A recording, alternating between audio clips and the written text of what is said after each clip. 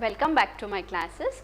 So, we have studied module 1 in my previous videos. Let us start our module 2, that is the analysis phase. Okay, so in the course introduction video, I have given a description about the module 2 also. So, module 2 is going to focus us on the analyzing the system. Analyzing the system means it is going to have a requirements phase, specification phase, design phase and implementation phase. Okay, so all this will be in this particular module. So, analysis phase, so I will give just an example here. So, in a classroom, when I ask you to write a program, for example, to calculate the area of a triangle, so what you are going to do? First, you are going to think what are all the things I need to have. Means, for example, area of a triangle means you need to have A value, B value, C, A, B, C, the sides of a triangle, right? So, you need to think.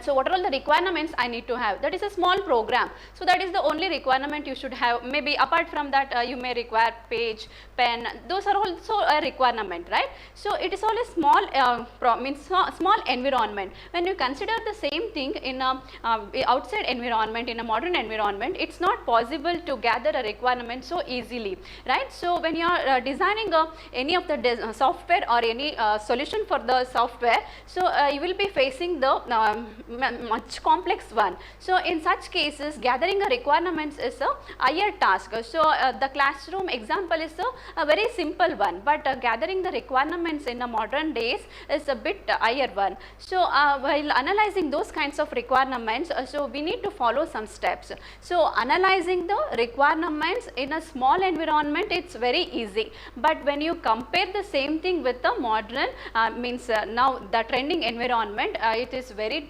difficult. Real time environment, it is very difficult. So, to design a software and to collect the requirements, it is a bit difficult compared to the small environments. So, in order to overcome those things, we need to design the analyzing system into 3 categories. That is, first category is gather the requirement, second one is documentation, third one is develop a conceptual model. So, what is this one? First one, that is gather the requirements. Means in order to design a software or to do any work, so what you need to do? You need to contact a client person, means one who is requesting you to design a software for himself. So, what you need to do? You need to collect the information from him, means what are all the things he need to have, how the software should look to him. So, those kinds of requirements you need to collect from the user, or you can even collect the requirements from any of the documents. You can study the document and you can collect the requirements from there. So, that is the first step you need to have, and then after getting the requirements, you need to document it. You need to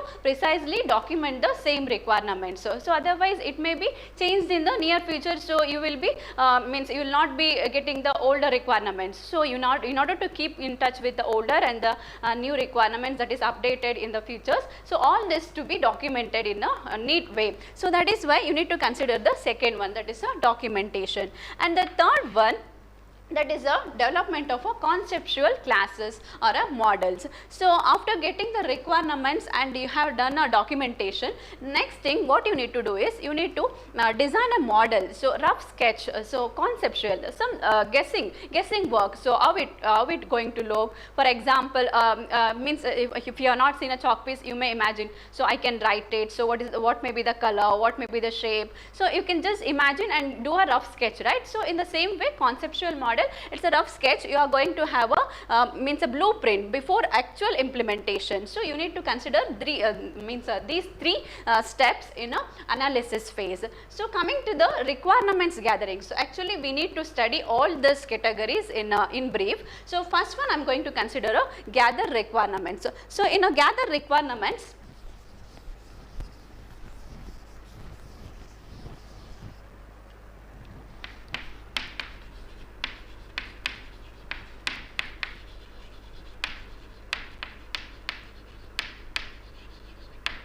in a gather requirements, I told you can gather with the users, or you can even gather the information from the documents.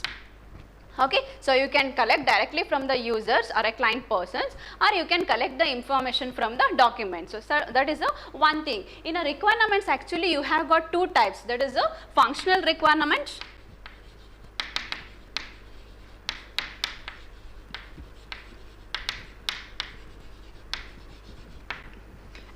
Non-functional requirement.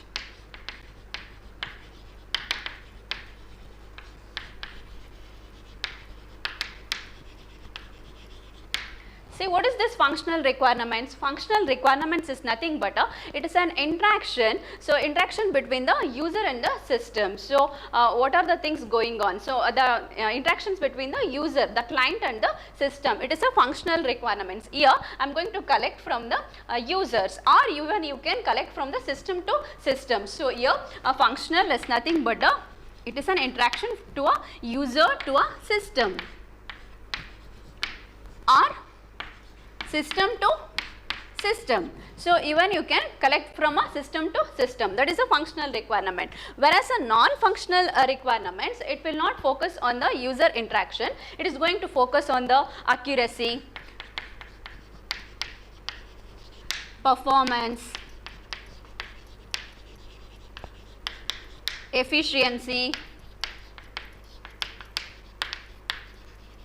So, these kinds of things. So, non-functional requirements, it is going to focus on the accuracy, means how effective the programming is, how effective the requirements you have gathered. So, what is the performance of the design, so how efficient it is working. So, all this apart from the interaction, so the remaining things all comes to the non-functional requirements. Two types of requirements is there, that is a functional requirements and the non-functional. Functional means user to system, system to system interactions, and whereas a non-functional about the performance of a system, maybe the accuracy, performance, efficiency and so on. So, I told you in the course introduction class only. So, this module 2, it is going to consider the library system as a case study. So, actually from here I am going to take up the library system as a case study. So, we will see what is the library system, why we are going to consider a library system. Means I need to collect the requirements in each and every step of a design processes, right. So, that is why he has taken a library system where you will be having so many processes taking place in the library system. For example, when you enter to a library as a new member, you are going to get a registration. So, that is a one processing, and another means you are going to get a issuing of the book, another process, and then you are going to return a book, another process, renewal of a book. So, means if you want a book in advance, you are going to place a hold on that book. So, you will be having so much of operation in a library system. So, that is why yes, consider the library system for the case study. We will see the things.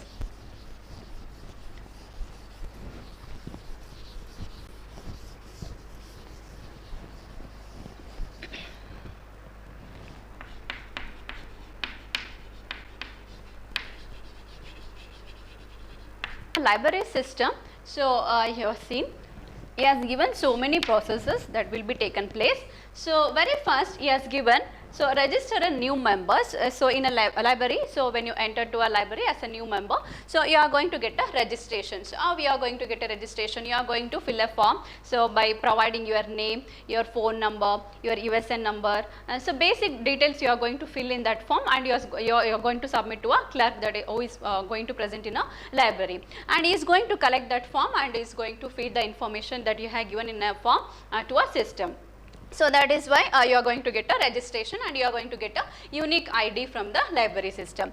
And then add books to a collection. Add books to a collection means in a library. So, each and every year you will be adding a new collections. For example, there will be a edition will be changed, a new edition will be there. So, the new syllabus will be changed. So, in order to situation the emerging trends, the books in the library will be replaced. So, in order to replace the books in a library or to add up the books in a library in a collection, so you are going to have another process. So, this will be directly shipped from the a publisher to a library, and he is going to enter all the details regarding the author, means publication, so on unique number of a book, everything will be there. So, he is going to enter those details and he is going to put it in a racks, right, and then issue the book to a member. So, after getting a registration, if you want to get a book or a book to be taken out, so you need to have a issuing of a book. So, what you are going to do? You are going to show your ID card. So, it is going to scan the ID card and then it is going to check it out whether the member is registered or not registered. If you are registered member, then it allows you to take the book, otherwise it is going to display a error message. And then record the return of a book. So you will be knowing, so when you get the books means issued, so is going to print at the back of a book, so in a slip, so when you need to return back the book, so in a slip is going to mention a date, means he is going to put a seal. Okay, so that is also be represented in the library system also. So in a software also it is going to be represented. So that is what he has taken, record the return of a book. When to record the book, means return the book.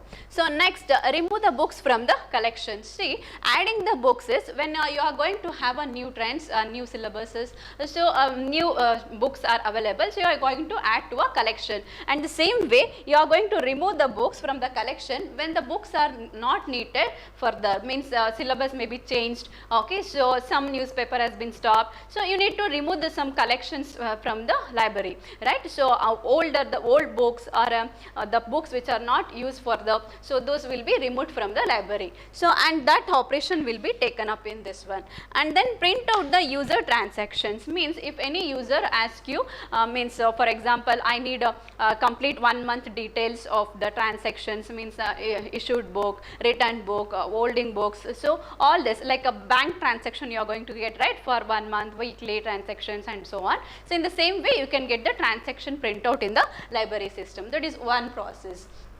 And place a hold on a book. It may be place a hold on a book or a remove hold on a book.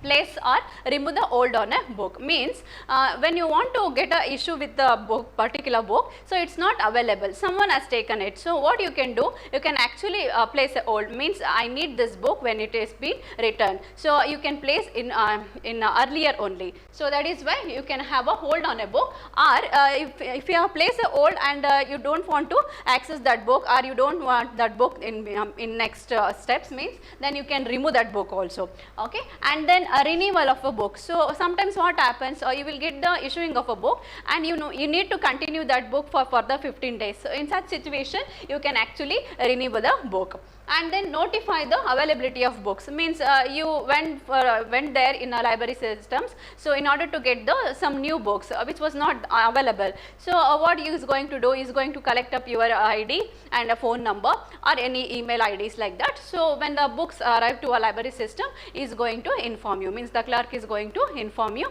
through the software intimations, right? So these are the basic operations that will be taken place in a library system. So why we are considering this one means, so we have got plenty of operation in the library system. So when I consider this system, for each and every processing, I can write the requirements phase. I can write the requirements phase very easily. I can write the use case diagram, sequence diagrams for each and every steps I have written here.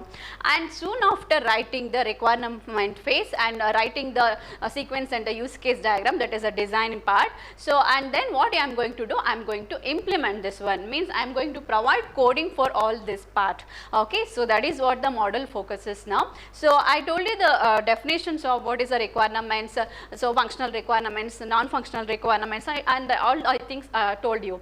And now I took a case study of the library system, and throughout a model it carries. So these are all the processes. I'll start up with the use case diagrams and the sequence diagrams. Very first we'll see how to write the use case diagram. So very first use case diagram is nothing but the interaction between the system and the user. So now use case diagram will tell you, means or will let you know that means it is going to be interaction between the actors, means users and the system. So it is going to trace out all the interactions that is being taken place in a diagrammatic representation. We'll see the diagram of this operations with the user. Okay, as a use case diagram.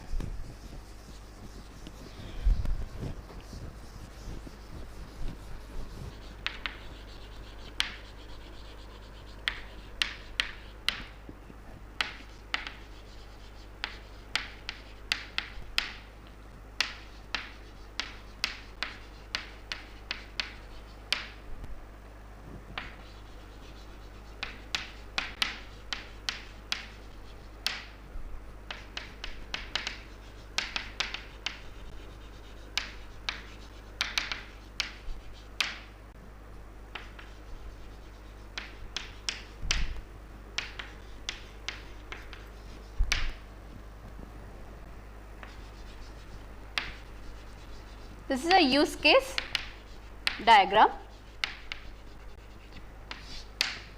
A simple use case diagram I have written.